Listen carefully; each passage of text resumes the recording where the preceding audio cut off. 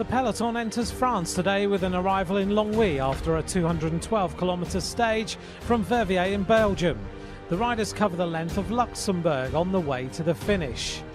The route is rolling with many narrow roads and a visit to the circuit at Spa-Francorchamps, but the finish profile will give the puncheurs something to be excited about, with a finish line placed at the top of the Côte de Religieuse.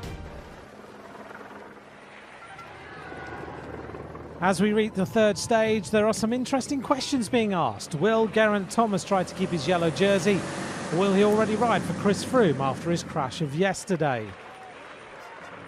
15 kilometres after the start, a group of intrepid attackers finally launched. 6 men are at the front of the race.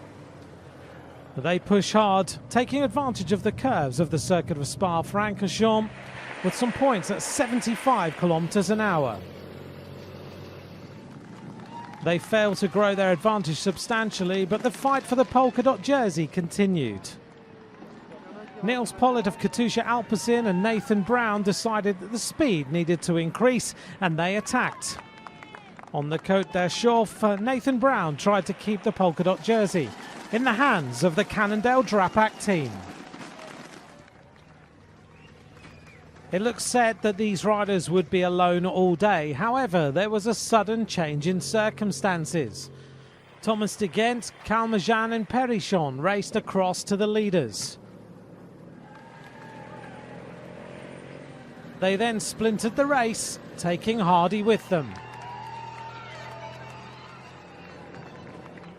Calmejean tried to take the race on alone, but the peloton closed in and caught the escapees. Into the finishing climb, Richie Porte was first, but with 400 metres to go, Peter Sagan and Dan Martin started to sprint. Michael Bling-Matthews was there, but the world champion had everything under control, even having time to sit up and wave to the crowd. He belongs to the world champion Peter Sagan of Bora Hansgrohe, a double world champion, and today his 8th win in the Tour de France.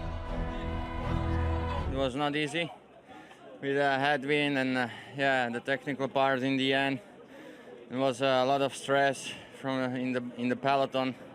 I was another mistake. What's happening today? And after I just started and I won. Yeah, almost Matthews beat me, but yeah, I'm very happy for this victory and thank you, Bora Hansgrohe. Peter Sagan takes stage number 3 to Longwy, beating Michael Matthews and Dan Martin into 2nd and 3rd places. Geraint Thomas continues his lead in the Tour de France. His teammate Chris Froome now in 2nd place. Tomorrow, the 4th stage, 207.5 kilometres, takes the riders to Vittel.